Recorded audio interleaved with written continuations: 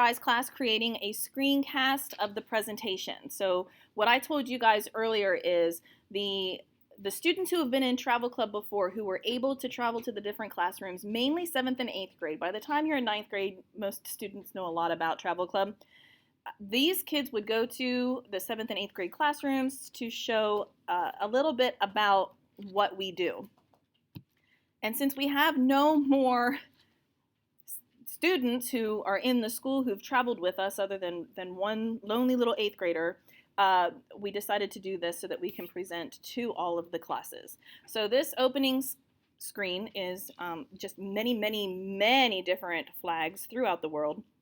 You'll see in the lower corner, down towards the bottom, actually it's more towards the middle, we got our United States flag. It's called Old Glory. And right off to the left there, you see that's actually the flag from Great Britain. And that's called the Union Jack. And I'm sure every flag in the world has a name for it, but those are the only two I know. And just so that you know, we did travel in 2011. That was our first trip. I was telling you guys about that. We went to London, and then our second trip was in 2014 when we went to Ireland. Our next trip is Australia, New Zealand, and Hawaii. That's this June. But this presentation is mostly for students who are interested in traveling in 2019. That's going to screw some people up. In 2019, we're going to be traveling to Europe again. So here you have a picture of the Eiffel Tower. I was fortunate enough to travel to Paris. One of the things that they do in these educational tours is they actually send the advisors to the country to learn what it's like to actually travel. So when I did this in 2011, they sent me to Paris, and I had the opportunity to actually see the Eiffel Tower. In 2014, when we went to Ireland, Miss Frye actually had a chance to travel to China. And so when we do these types of things, that's them training us to learn how to be the leader. So we were actually in the student role at that point, so that we could learn what it's like when we're traveling abroad. Here's a picture that someone actually took when we were in Ireland. You see lots of green, beautiful. The weather was amazing when we went. This mentions you might not know every alley and street in Rome, and you probably won't learn every alley and street in Rome if you decide to go with us in 2019. However, you'll learn a lot more. Many people have said if you are actually engaged and you're actually there, you learn so much more than just reading about it in a book. And that's one of the reasons we like to do this. Okay. Here's a picture from Blarney Castle. When we were in Ireland, Blarney Castle, the concept here is you go up to the very top and there's this stone outside. When I went, I did not realize that the stone was at the top of the castle. I always heard about this, you gotta kiss the Blarney Stone, you gotta kiss the Blarney Stone. And then it gives you the gift of gab. However, this is actually at the top of the castle, and when you get up there, they actually hang you outside. They hold on to your feet. You hang outside this little tiny window, and then the stone is just, maybe a foot or two away, and then you kiss the stone. No one's, gotten hurt or died from doing this. However, it's definitely an eye-opening experience, especially for me who did not know that the Blarney Stone was so far up. And later on, if you were to ask Miss Frye, she could tell you more about that, only because she's lived in Ireland for a while. When you get to go on trips like this, there are opportunities for you to meet new people. When we did Ireland in 2014, like I said, these were all the students that had a chance to go with us. And every single picture, they were making the same pose. It was like they were pointing off into a different area. And these people have they've kept in touch. They got along really well. You're living, you're eating, you're breathing with the same people for a good week and a half. So you do make really strong connections. In this case, we went with a group from another state. I want to say Colorado, and some of those students have actually kept in touch with our students as well. And social media has been great at keeping people in touch. One of the things no one has taken advantage of at this point is to actually earn credits. The tour companies we travel with offer high school credits or college credits. And the reason why anyone might want to do that is because it will boost your GPA or change your class rank. Or college credits are a lot more expensive when you go off to college. So if you can start college with 3 credits as opposed to 0, it's just something that you can look into. Like I said, no one's taken advantage of it yet. I kind of have a feeling that in 2019, we're going to have quite a few more people interested in learning more about that. And I don't think it's as much as just writing a paper. There's actually like some online course material. But I imagine it's going to make you really learn more about the places that we're going to travel to, and then you'll appreciate it even more when we go. Some students have told us that they're a little bit scared because they don't like the idea of planes. Totally understandable. These pictures are from the plane. When you look down at beautiful scenery, the scariest part about a plane is the takeoff and the landing, and that's just because it's getting used to it. How many of you in here have flown before? Would you say that we've got almost half the class raising their hand in this? Would you say that that's probably the scariest part, just the getting up and the coming down? Or not scared at all? Some of you are saying it wasn't scary at all. No. There's turbulence, and it makes the airplane shake a little bit. That's what some people don't like. Research shows that airplanes are one of, if not the most safe types of transportation. So the fear, I believe, is more the fear of the unknown or not being able to see what's happening because you can only see out the side window. One of the things that you'll need if you decide to travel with us is a passport, but it's a fairly simple process, and we actually hold meetings to help you fill out the paperwork to get that. And if you are interested in learning more about our 2019 itinerary, there's a list right there. Day 1 and day 11 is just us being in the airplane. So the actual trip itself is 9 days in Europe. And we do go from London to Paris, from Paris to Rome, and then we decided that we wanted to go to Pompeii, which it says the extension in Sorrento. That's where Pompeii is.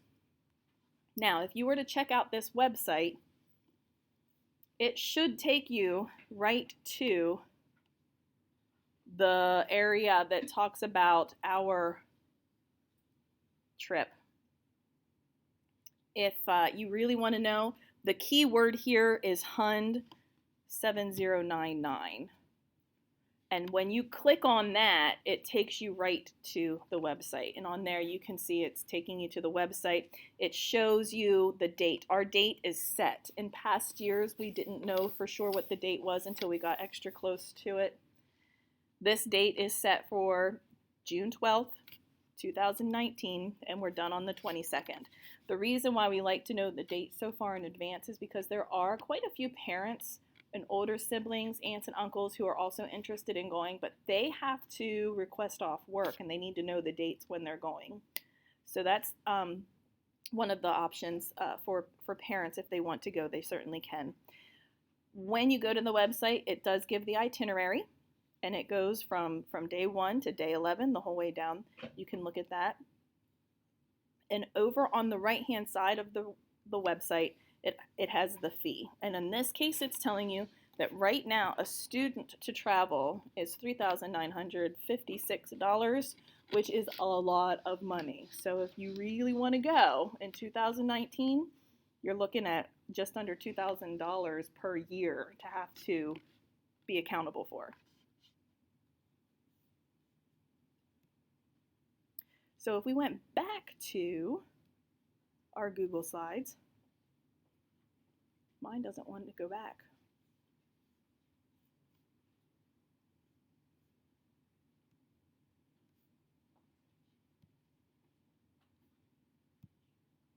Oh, there it was. Missed it. When we go back to the Google slide, there's one more mention to go over the fundraising. So you saw that it was just under $4,000 that you would need. In this case, we do offer fundraising, okay? Because I can recall when I was in school and there was one trip I wanted to go on more than anything. It wasn't anywhere out of the country, but my 8th grade science teacher offered a trip to New England, Maine, Massachusetts, and a couple of other states that we could travel to. Not so much to see the states, but more to go whale watching. So for 3 days that summer, he took a group of 8th grade students to go visit and see North America, northeast of America, right? So, and that was one of my most amazing memories, was that opportunity to go. I did not come from a well-to-do family. We did not have a lot of money, so any fundraising I could do, I took advantage of it. More importantly, I don't remember any Christmas gift or birthday gift that leaves a big impression, but that 8th grade year when my parents decided, if you want to go, we'll just give you $100 for Christmas and we'll give you $100 for your birthday, and the trip itself was over $500. For me, that was a lot of money. I remember that. I don't remember any other Christmas gift. I don't really remember any other birthday gift, but I remember that trip, and I remember that I didn't get anything that Christmas or birthday, like tangible things, but I got that trip for that summer. So it really did leave a huge impression. And in that case, we do offer some fundraising so that we can help to offset the cost. A trip that's $4,000 is not going to pay for the whole cost. We might raise anywhere from $60 to maybe $200 or $300 a year. It really just depends on how involved you are with your fundraising. The ones that are going on right now all the time, we're always selling those Gertrude Hawk bars. Those are the candy bars that we're allowed to sell before and after school. The profit isn't great, but they definitely sell. These are the bars that a lot of parents and older siblings take to work and sell really well. We do a lot of Little Caesars. We usually do that about twice a year. And then the candles we do at least once a year. The candles generally sell best during like Thanksgiving so that people can get them for Christmas gifts. Right now, we have raffle tickets that are being sold. The raffle tickets are actually, there's like over 35 different items on the raffle ticket. And the first 4 items are pairs of tickets to Hershey Park.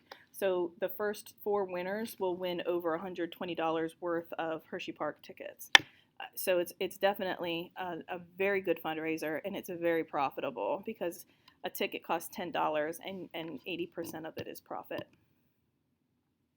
So that was about 2019. That was about Travel Club. That was about fundraising. In 2021, we're also planning another trip. So for those of you in 8th grade who are graduating in 2021, we need to know some ideas of what you might want to do if you want to go somewhere. In the places we've heard so far are mostly Greece and some kind of Spanish-speaking country. Barcelona's been out there. So it's something to think about. We certainly have a lot of time, but that time does go very fast. And that's really the end of my presentation that was created for me to show you.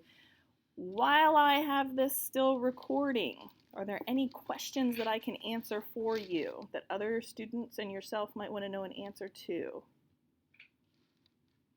Yes, sir. If you fundraise more money than you need to go on the trip, what does that extra money do? Okay, so this question is, if you fundraise more money than you need, what's going to happen to the excess money?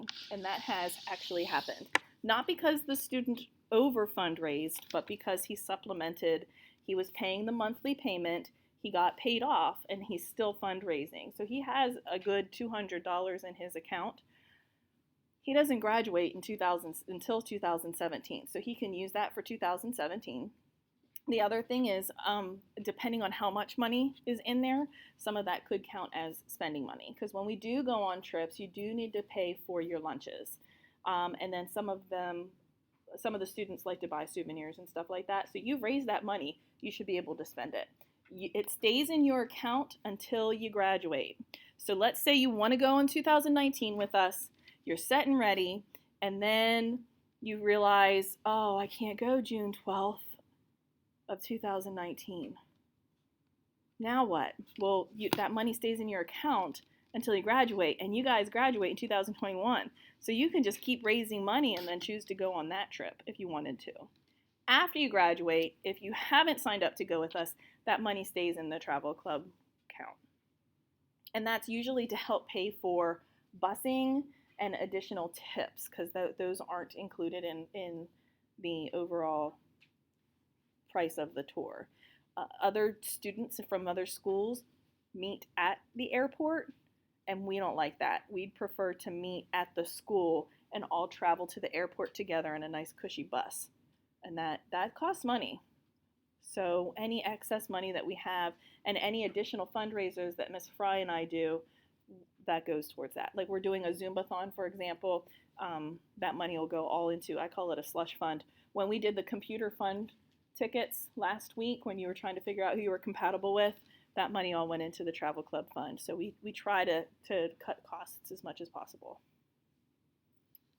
Any other questions from Miss Frye's 8th period class? 8th grade class, not 8th period. Thank you. Should I give credit to Riley on that one? Thank you so much for being an attentive audience, and you might hear a little bit about this in the other classes then, because you have been recorded.